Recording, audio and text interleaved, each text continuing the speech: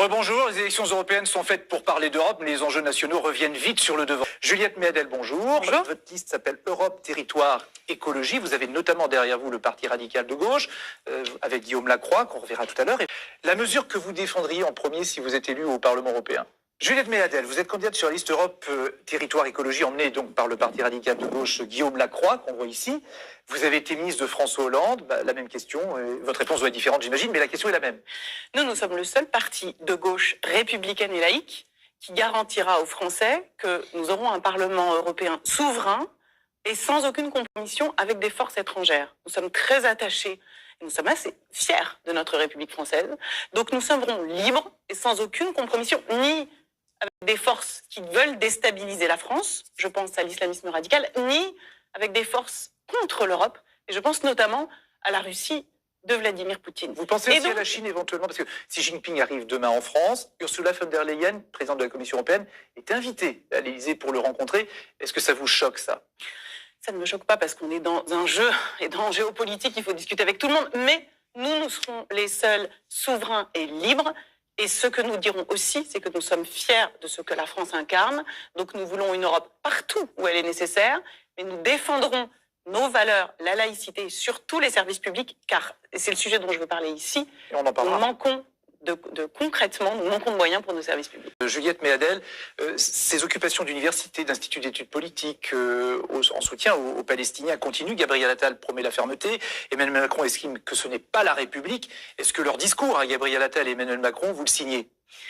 Moi, je signe le discours de ceux qui reconnaissent que les étudiants ont bien le droit de manifester. Et c'est légitime de venir manifester au soutien des opprimés. Mais attention. Donc pas besoin d'expulser des universités, c'est ce que dit Emmanuel Macron. Attention, il faut que chacun puisse étudier dans de bonnes conditions. Et moi, je trouve que ce qui est indispensable, c'est qu'on évite les blocages universitaires, surtout quand les mouvements s'appuient sur des faits qui sont tronqués et quand les mouvements aussi suscitent un sentiment d'être victime notamment d'antisémitisme, et je pense notamment à la situation à Sciences Po où il y a des étudiants juifs qui se sont sentis victimes d'antisémitisme, mais donc il faut assurer appeler la police le respect de chacun. pour expulser les locaux. Moi, je pense que si on bloque un local alors que tout doit se passer correctement, oui, il faut expulser les locaux. Oui, c'est indispensable. Mais attention, n'oublions pas que chacun a le droit, évidemment, de défendre l'opprimé, mais à condition de ne pas se transformer en oppresseur. Je voulais juste vous rappeler ici qu'en Israël, il y a une université qui est l'université de Netanya,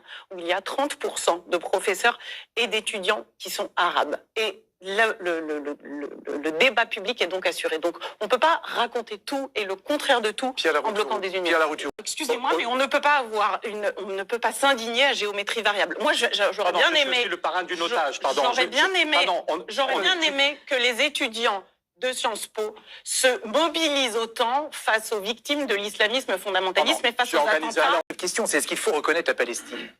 Nous sommes, dans notre liste Europe, Territoire, Écologie, nous sommes pour la solution de paix, c'est-à-dire que nous sommes évidemment pour la solution à deux États, mais de grâce, ne transformons pas le conflit israélo-palestinien en crise identitaire en France. Bien. Et je veux dénoncer ici l'attitude de la France insoumise qui sème le chaos, de la France insoumise et d'une partie de la NUPES qui sème le chaos en France et dans les universités. Quand vous dites la NUPES, jusqu'à Raphaël Glucksmann, peut-être? Mais Raphaël Glucksmann ne s'est pas désolidariser de la position d'Olivier Faure lorsqu'il a réclamé de priver Israël du droit de se défendre. Nous estimons qu'il ne faut pas avoir d'indignation sélective. Juliette Méadel, je reviens sur la laïcité parce que la Charte européenne des droits fondamentaux reconnaît la liberté de pensée, de conscience et de religion. Vous avez beaucoup insisté sur la laïcité et ça autorise par exemple des campagnes, comme on a vu, qui ont été critiquées en France avec des femmes voilées qui apparaissent sur des affiches.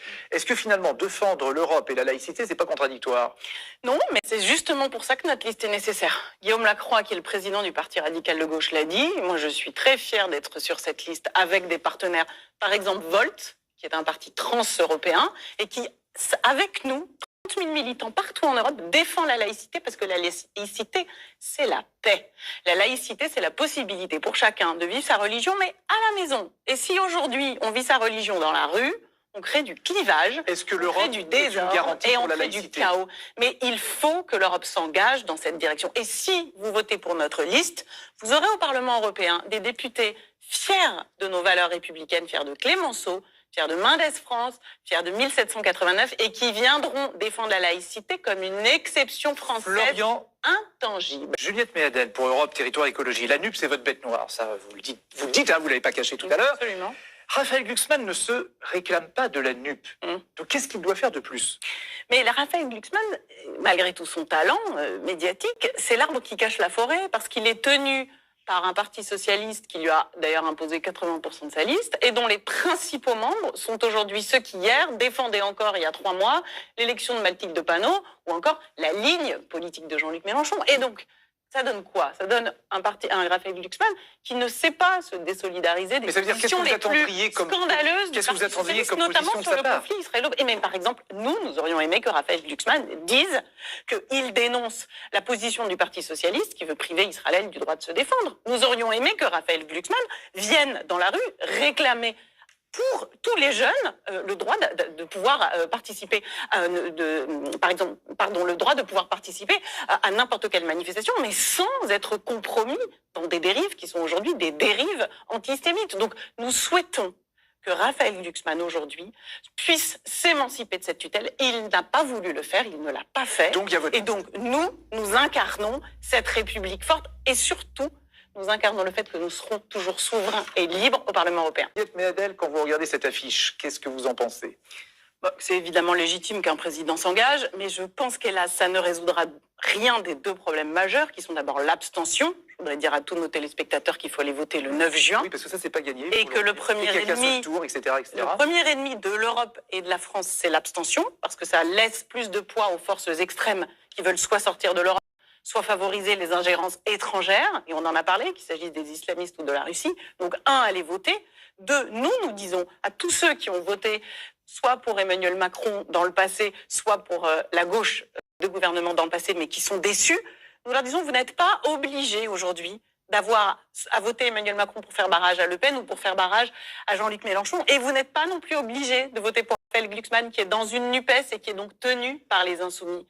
Votez donc pour la seule force qui représente la République française, avec l'amour de la laïcité et l'amour de l'Europe. Juliette Méadel et Pierre Larouturou. Merci de nous avoir donné le droit de nous exprimer. Merci Francis Letellier. Ça s'appelle le service public. Eh ben, je vous remercie.